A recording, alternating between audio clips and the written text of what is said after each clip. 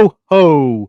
Welcome to the 12 Pods of Christmas. Today is the fourth podcast of Christmas, and today's special guest is Matt from MJH Exotics. So without any further ado, let's gather up some Christmas spirit and invite Matt to the chat.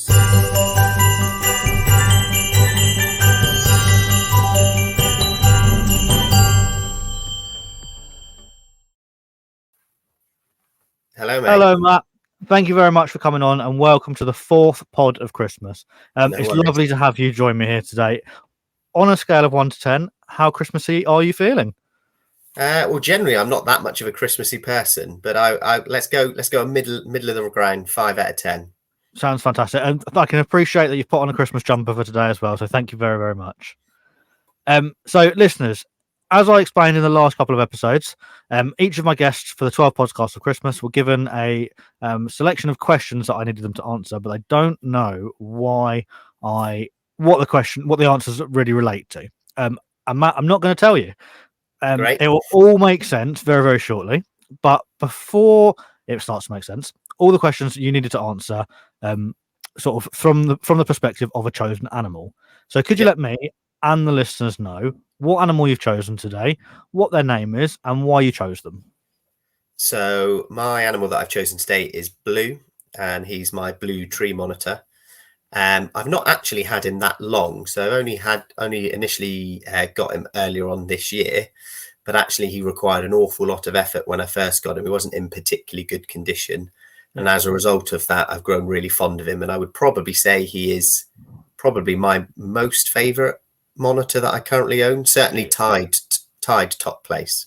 Fantastic. I mean, he is gorgeous. I might see if I can edit this and pop a picture on screen, because I haven't got one available. Also, if you can hear fireworks in the background, listeners, they're apparently really loud tonight, even though it's like midweek and it's 8 o'clock when I'm recording this. So apologies for the fireworks in the background, but hey ho, we crack on. So yeah, we've chosen Blue, and Blue is, like I said, absolutely gorgeous. So like I said at the beginning, all the questions you've answered today, sort of from Blue's perspective. Yeah. So what I'm going to do now is put on some background music that will hopefully play in a second and set the scene. And then all of those questions will make sense very, very shortly. Background music's on. Fantastic. So let's set the scene. It's Christmas Eve. All the shopping is done and Santa's sleigh is fully loaded.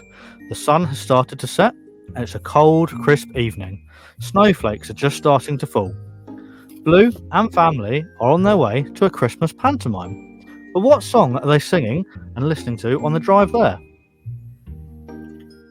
So they will be singing "Rocking Around the Ficus Tree."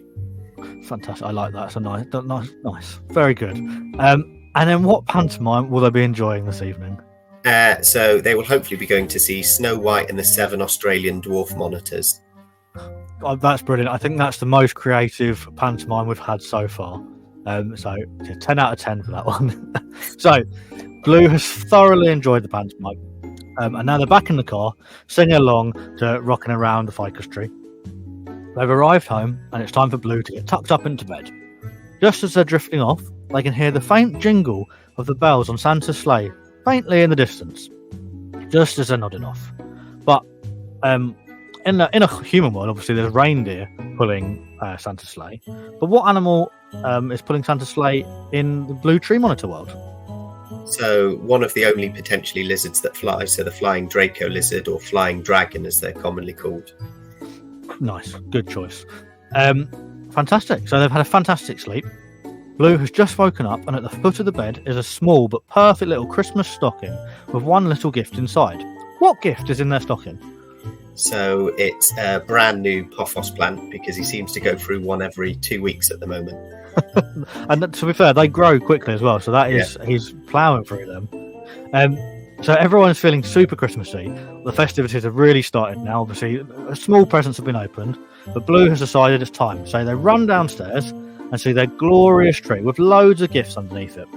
However, before we get to the gifts, in a human world, it's traditional to have like a star or an angel on top of a Christmas tree. But there's something different in Blue Tree Monitor world. So what's on top of Blue's tree?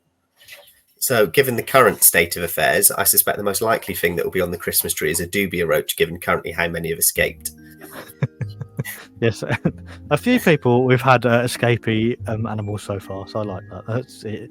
And very fitting, to be fair. My wife would probably agree. We've always got roaches I'm not in the running good around, books at the minute. unfortunately. Yeah, no, me either. We had an incident in the summer with some baby hissing roaches, and occasionally they still crop up. Yeah, So we try not to talk about that. Right, so we've got a dubia on top of the Christmas tree, and then under the Christmas tree there's a large present with Blue's name on it, and he is super excited. He can't wait to unwrap it. So in a flurry of excitement, there's wrapping paper thrown everywhere. All of a sudden, he gasps, steps back, and just stares in amazement as the present that was right at the top of his Christmas list is sat there in front of him. So what did Blue get for Christmas? So Blue would have probably got, well, depends how you look at it. So I was hoping that Blue might get a wife for Christmas. Yeah, nice. But that's not quite there yet. But that's what he's hoping for anyway later next year. We can keep our fingers crossed that on Christmas Day Santa brings Blue a wife. So the presents have all been unwrapped. They were enjoying a little bit of Bucks Fizz whilst they were unwrapping them. And now it's time for probably what I consider the most important part of Christmas Day, and that is Christmas dinner. So tell us, what is Blue's ultimate Christmas dinner? So his ultimate Christmas dinner would be lightly dusted, organic, free-ranged, vegetable-fed locusts. Nice. That sounds like a lovely meal for a lizard. To be fair, I think my chameleon would also enjoy something very similar. So everybody's had their fill, maybe a little bit too much, but it's time to settle down on the sofa for a movie and let all that delicious food go down. So what film will Blue and family be enjoying this evening? So Blue generally tends to enjoy the film The Lizard of Oz. Brilliant. Yeah, a very good Christmas film. I like it. The Lizard of Oz. And what's that? Everyone's tummies are still rumbling a little bit. They're actually feeling a little bit snacky. So what's the sort of mid-movie go-to snack? So his mid-movie go-to snack would be a cricket-filled baguette. Very nice. That'll go down well whilst he's following the Yellow Brick Road. So the film is over. Everyone's food's gone down nicely, and they've all enjoyed a bit of a relax. So it's now time for like a Christmassy tipple and an evening game. So what game are we playing, and what is in the glass? What is in Blue's glass? So the game that he generally tends to enjoy playing is Monopoly, but the dinosaur edition. Cool. And then if he's lucky enough, his Christmas tipple will be reverse osmosis water. Very nice. Or more commonly tap water. Yes. So what a day. It sounds like Blue and family have had an absolutely amazing day. And there is only really one thing left to do before bed, and that is sing the ReptiChat Christmas song. So if you listen to the last few episodes, as always, it will be on screen. And today is day 4, so we're on verse 4, and we're adding the Blue Tree Monitor to the song. Matt, if you want to join in, the lyrics will be on the screen. Obviously, so far it's been really out of sync, and we're going with it because it's part of the pantomime vibe of the 12 pods of Christmas. So I'm going to push some buttons, and hopefully it will appear on screen in just a second. Hopefully. Right.